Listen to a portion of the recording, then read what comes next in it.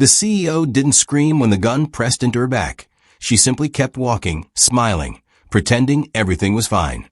In the middle of a crowded hotel lobby, with dozens of people around her, she was being held hostage, and no one had the slightest idea. Her kidnapper walked half a step behind her, whispering threats through clenched teeth, promising that one wrong move would turn the lobby into a nightmare. She couldn't reach her phone. She couldn't call security. She had only one chance.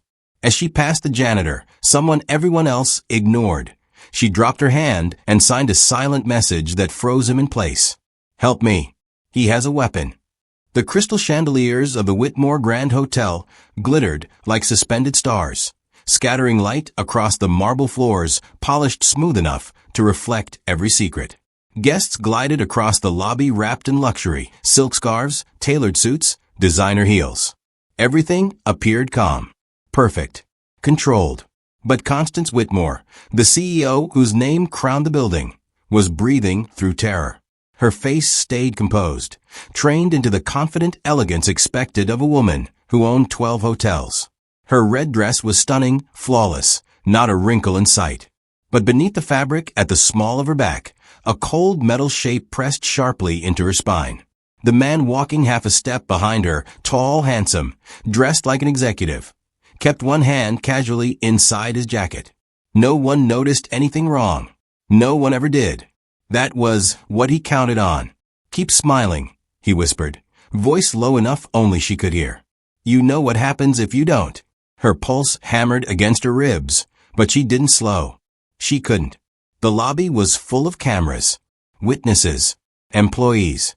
Any scream, any sudden move, any sign of fear would end in disaster. He had promised that clearly. As they walked, Constance scanned the lobby. Faces she had seen for years, employees whose names she barely remembered, guests who didn't look up from their phones. Everyone was here, yet she was utterly alone. Until she saw him. Silas Henry, the janitor, blue uniform, mop in hand, eyes down, moving quietly along the floor like he always did, invisible to the world. And yet she remembered his face, his daughter, the charity event 3 years ago. The way he signed to the little girl with such love, such fluency, such devotion. Her only chance. Her breath caught. She slowed just slightly. The man behind her nudged the weapon harder into her back. But she risked it. Her hand dropped to her side, fingers trembling, but precise. She shaped the signs quickly, small enough to be hidden, big enough to be understood. "Help me. He has a weapon. Don't look up." Silas froze mid-mop. The world kept moving. But for him, everything stopped. Silas Henry had learned to move through the world without taking up space. He pushed his mop the way some people whispered prayers, slowly, steadily, quietly. Hotels liked workers like him. Workers who didn't cause trouble. Workers who blended into wallpaper and marble floors. Workers who were invisible. But invisibility was never his goal. Survival was. 3 years ago, when life cracked open beneath his feet, this job was the only thing that let him keep breathing. Back then, he wasn't a janitor. He had a career in private security. Good pay, long hours, constant danger. And then came the diagnosis. His wife. The word cancer. The fights. The hospital bills. The heartbreak. The silence afterward. And suddenly, he was a single father raising a little girl who couldn't hear the world calling her name. Matilda. The only light left in his life. She had been born deaf, and to Silas, that never made her broken. It made her extraordinary. She saw the world differently. Not through sound, but through movement, shadows, vibrations, expressions. Her tiny hands had taught him a new language long before grief forced him to learn harder lessons.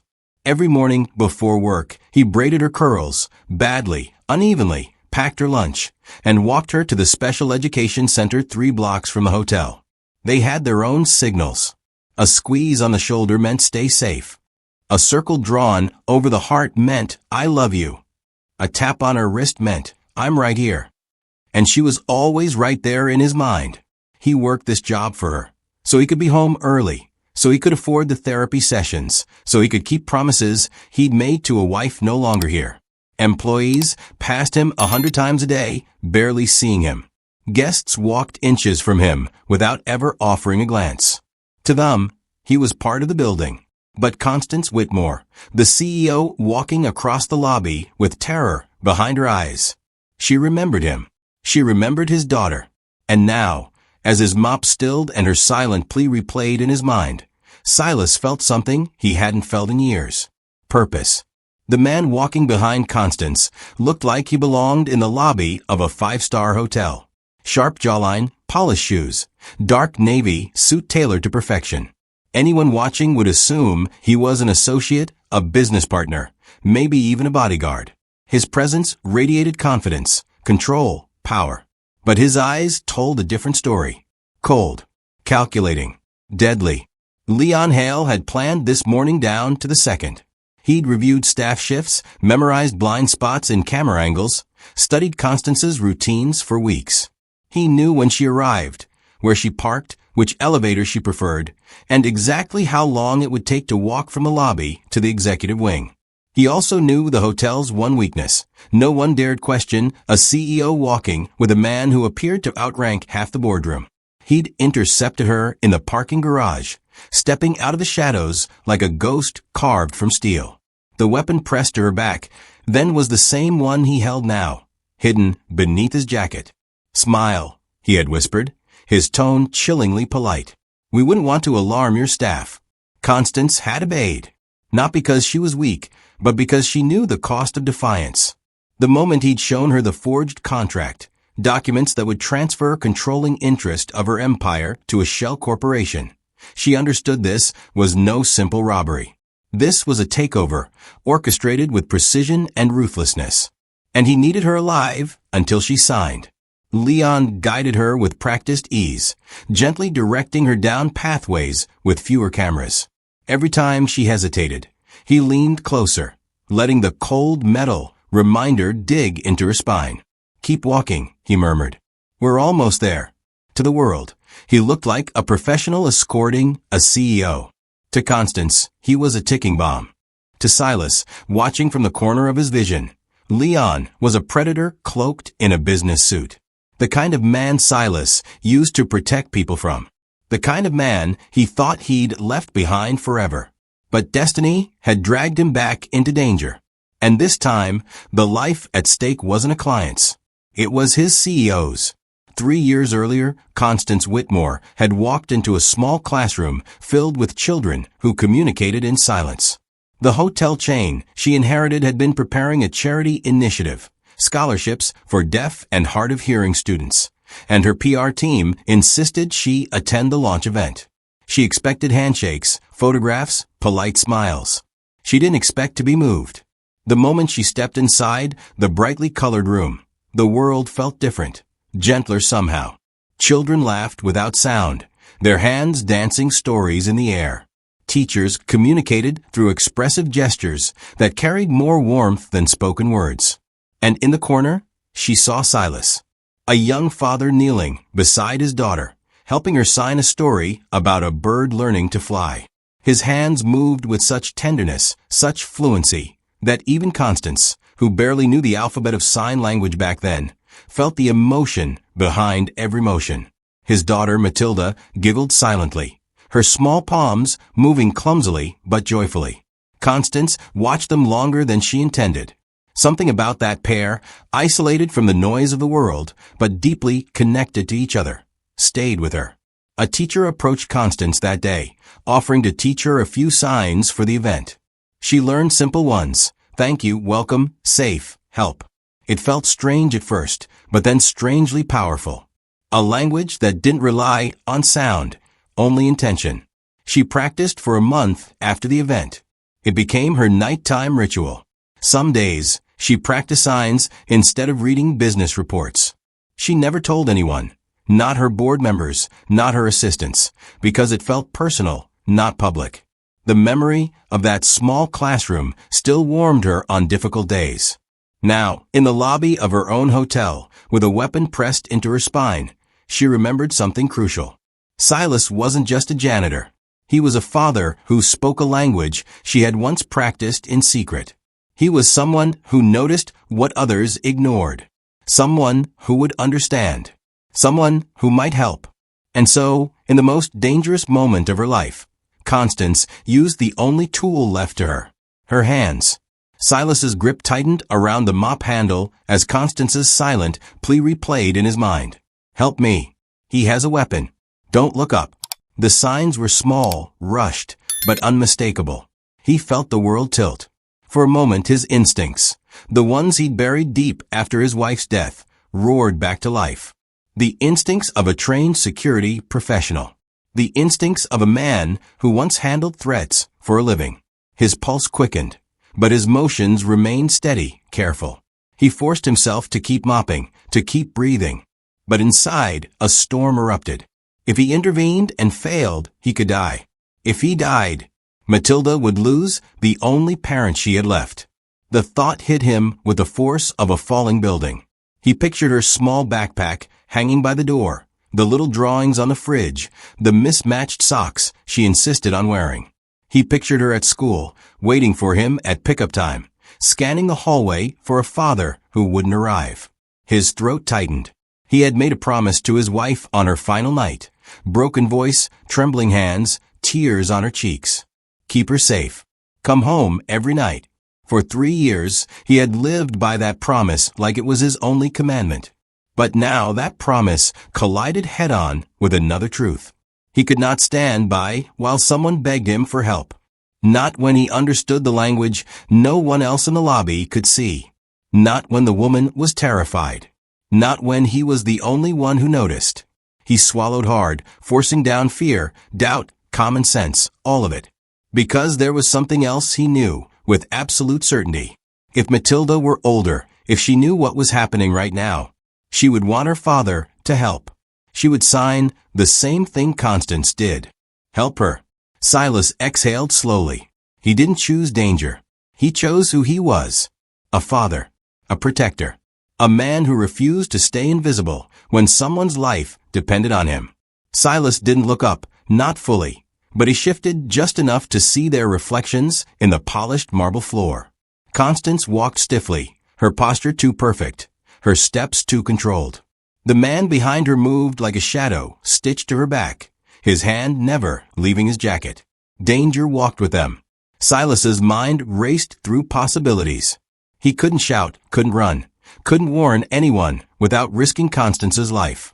But he could do something subtle, something that looked ordinary to everyone except the person who needed help. He pushed his cleaning cart forward, wheels squeaking softly. Every movement was deliberate, calculated. As they neared the VIP hallway, the path Leon seemed determined to take, Silas casually shifted positions, stepping ahead just enough to place himself between them and the corridor. His hand reached for the bright yellow caution sign. Wet floor, slippery surface. To anyone watching, it was routine. Just a janitor doing his job. But Silas placed the sign directly in their path, front and center, forcing them to slow down, forcing them to adjust direction. A 10-second delay. Maybe 20. But in a hostage situation, 20 seconds could be the difference between life and death. Leon stopped, annoyance flickering across his face. His grip tightened on Constance's arm. She felt the weapon press harder against her back. Maintenance, Leon muttered under his breath. Always in the way. Apologies, sir, Silas said quietly, eyes down, voice steady even though his pulse pounded. Floors wet. Unsafe to walk. Leon examined him, suspicion creeping into his gaze. For a split second, their eyes nearly met. Silas held his breath. If Leon recognized even a flicker of awareness, anything off, everything would shatter. But Silas kept his expression blank, his posture humble, his presence invisible. Leon finally clicked his tongue. We'll take the other hallway, he said, steering Constance away. Silas exhaled silently. The Dieter bought him exactly what he needed. Time to reach the supply closet, time to get to the internal phone, time to alert someone without raising alarm. As their footsteps faded, Silas gripped the mop handle once more. He had made his first move in the quietest rescue the hotel had ever seen. Constance felt every step like it carried the weight of a detonator. The lobby faded behind her, replaced by the quieter, more isolated corridors of the executive wing. The chandeliers above dimmed into softer, more focused lights, beautiful, elegant, and terrifyingly empty of witnesses. Leon guided her with a calmness that chilled her more than the weapon pressed to her back. "You're doing well," he said gently, as if praising a child for following directions. No sudden moves. No heroics. She didn't answer. Her throat was too tight. They passed closed doors, quiet offices, empty boardrooms. Normally, she would feel pride walking through this corridor. This was the empire she built, the place where decisions shaped cities. Today, every inch of it felt like a prison carved from glass and marble. Leon steered her toward the private elevator leading to her top-floor suite. Except, the elevator didn't respond. A small light blinked, temporary maintenance mode. Constance's heart skipped. Silas. She didn't dare look relieved, but she felt hope flicker inside her chest like a fragile match flame. Leon's jaw tightened. "Is this normal?" She forced her voice steady. "It happens. The system glitches." He didn't believe her fully. She could see it in his eyes, but he didn't have a choice. He jerked his head toward the service stairs. "We take the stairs. Move." The stairwell door creaked open, revealing concrete steps and cold fluorescent lights, a sharp contrast to the luxury outside. The sound of their footsteps echoed downward, amplifying every second of fear. Halfway up, Leon finally spoke again. "You know, it didn't have to be like this," he said almost conversationally. "You could have cooperated quietly." Constance swallowed. "And lose everything my family built? You'll still have your life," he replied. "If you sign." That was when she realized the truth. He wasn't just here for the contract. He enjoyed the power, the control, the fear. At the top of the stairs, he pushed her through the door and toward a conference room she rarely used.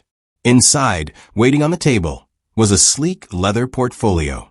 The trap was set, and she was the center of it. Silas moved the moment Leon and Constance disappeared down the side hallway. He pushed his cleaning cart forward with the same quiet rhythm, never rushing, never breaking character. But his mind was racing with a precision he hadn't used in years. He reached the supply closet door, slipped inside, and shut it softly behind him. The moment the lock clicked, the mask of invisibility fell away. His breathing sharpened. His hands steadied. The old training, reflexes he thought he had buried, rose from the ashes. Inside the narrow space, a dusty wall phone hung beside shelves of detergents and folded towels. Silas lifted the receiver with a hand that did not shake. He dialed the 3-digit internal security extension. 2 rings. Then, "Security office. Audrey speaking." Silas kept his voice low but urgent. "This is Silas from day shift. Listen carefully. No names. No questions." A beat of silence. "Go ahead," Audrey replied, tone sharpening instantly. "The CEO is in danger," Silas whispered. "The man with her has a concealed weapon. She signed it to me." Another pause, short, controlled, deadly focused. "You're certain?" Audrey asked. "Positive," Silas said. She used sign language. Exact words, "Help me. He has a weapon." Audrey didn't gasp. She didn't panic. She switched into crisis mode with terrifying efficiency. "Stay on this line," she ordered.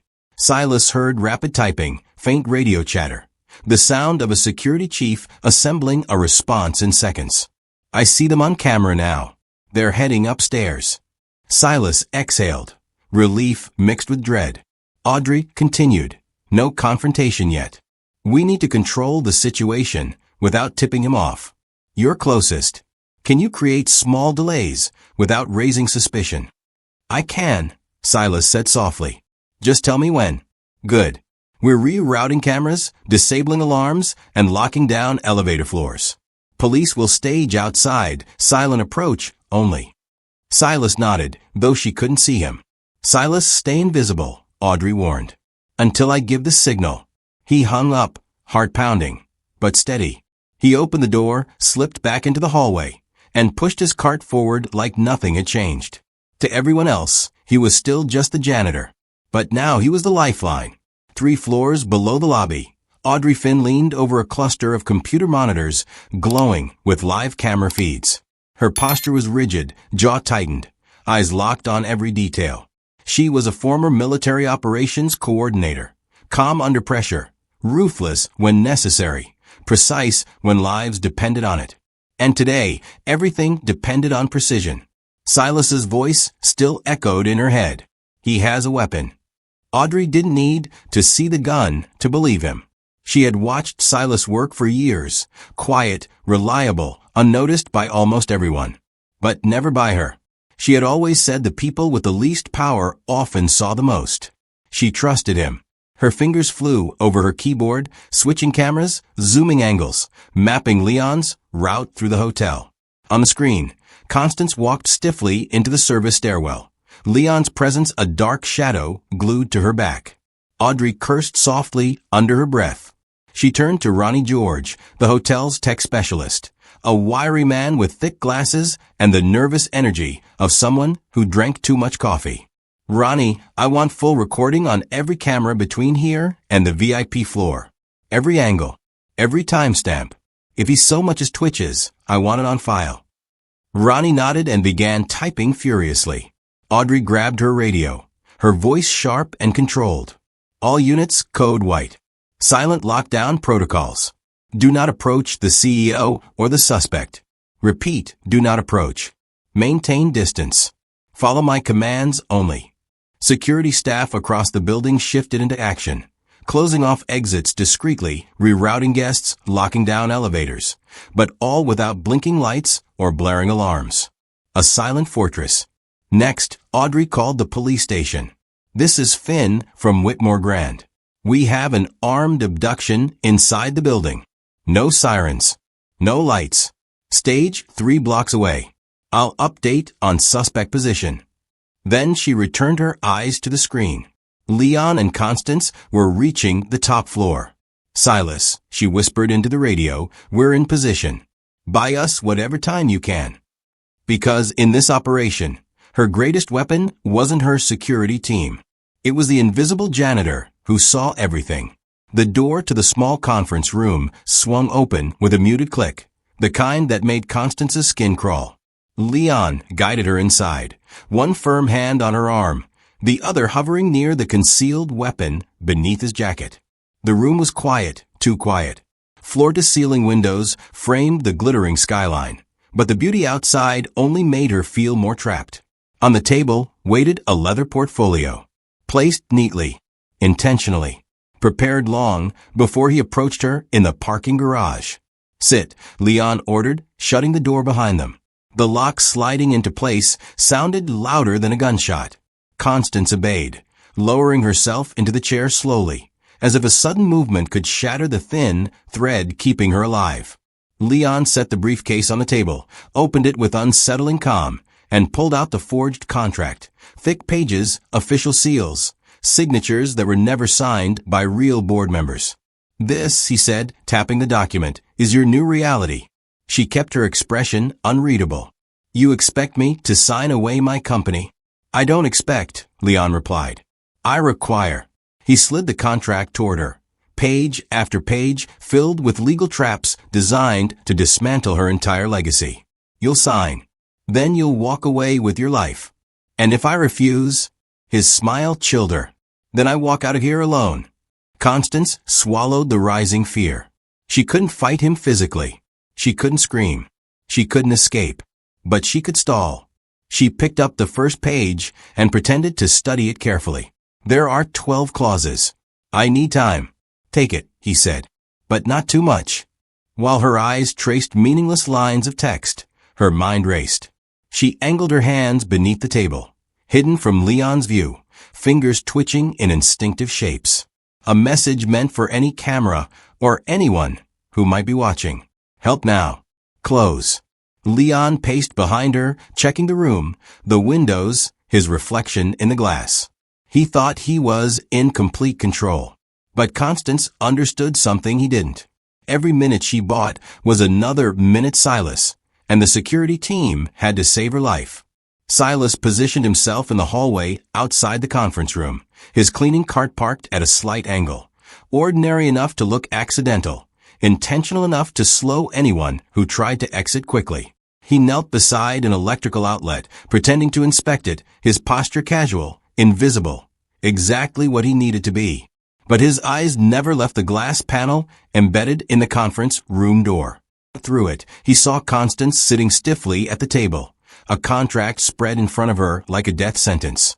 And behind her, pacing like a predator trapped in a gilded cage, Leon Hale. Silas kept his breathing steady. He didn't have a weapon. He didn't have backup in the hallway. All he had were his eyes and his hands. And sometimes that was enough. When Leon turned away, just for a heartbeat, Constance shifted slightly, angling her chair so her knees faced the door. Her hands slipped beneath the table. Her fingers moved. Small. Precise. Help now. Close. Silas inhaled sharply. She'd understood he was out here. She was signaling to him. He waited for Leon to turn his back again. One breath. Two.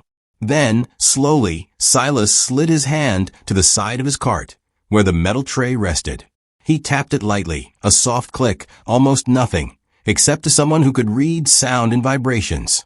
Constance froze as the faint vibration traveled through the table's leg. Her eyes lifted, just barely, toward the glass. Silas lifted his hand, keeping it low, hidden from Leon's sight. His fingers moved in a single, steady instruction, the kind he had signed to Matilda since she was a toddler whenever danger was near. Stay low.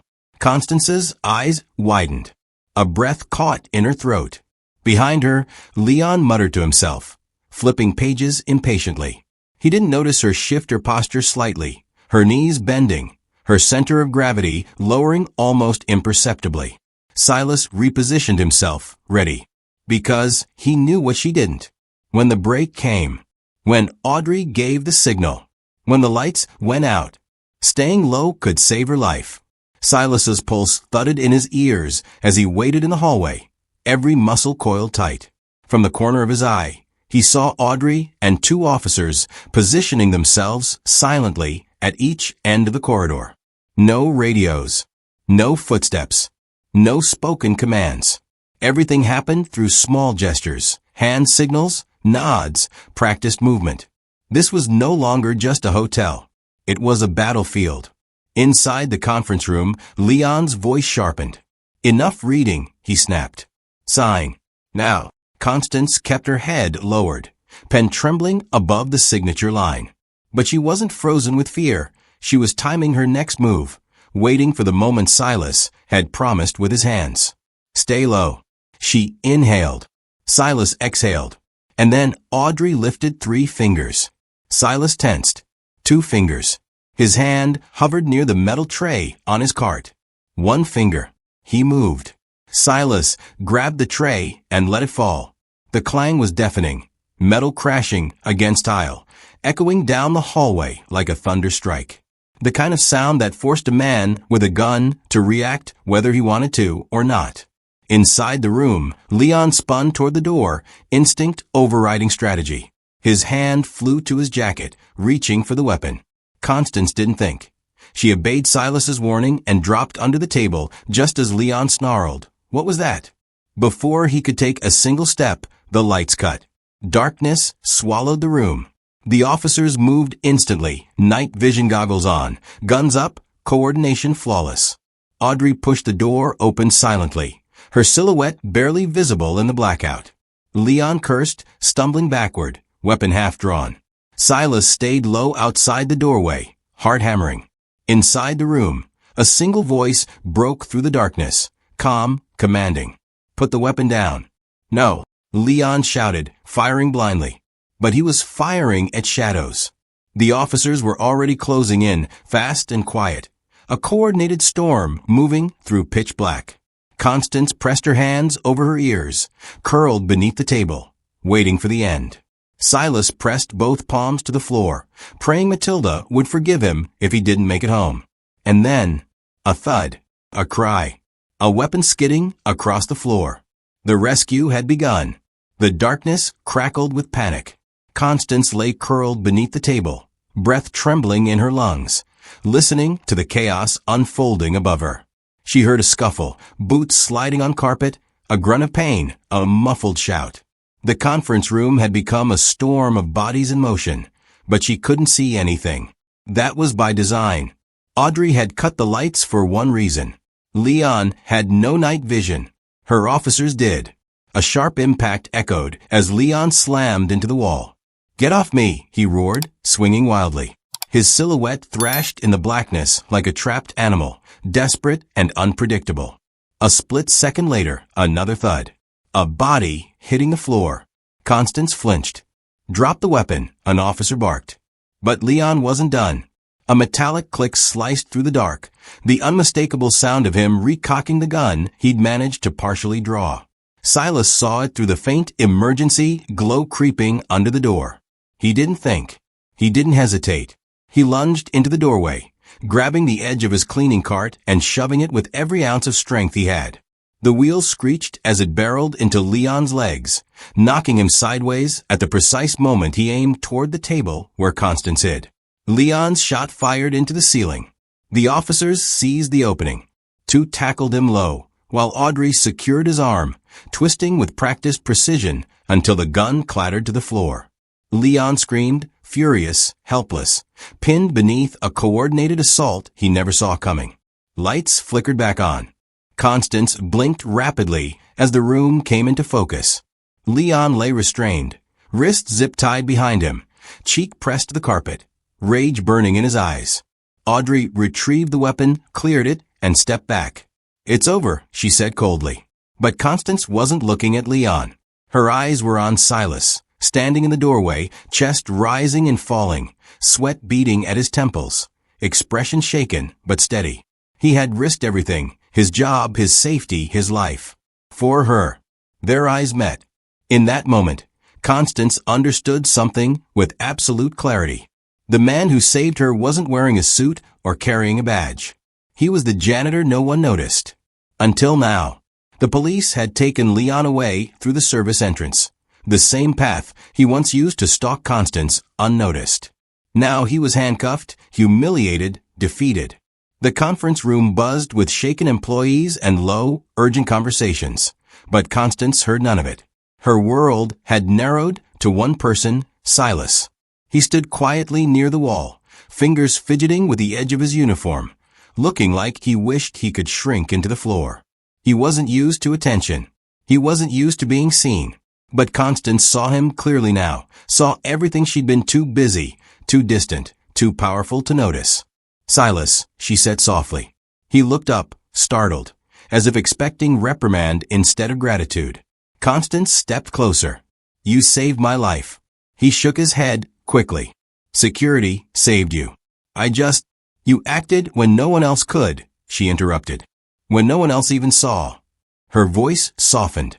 "You read a language most people overlook. You understood a cry for help no one else noticed. That wasn't luck, Silas. That was you." Silas dropped his gaze, emotion tightening his throat. "I just did what anyone would do." "No," Constance said firmly. "Most people would not have risked themselves. But you did."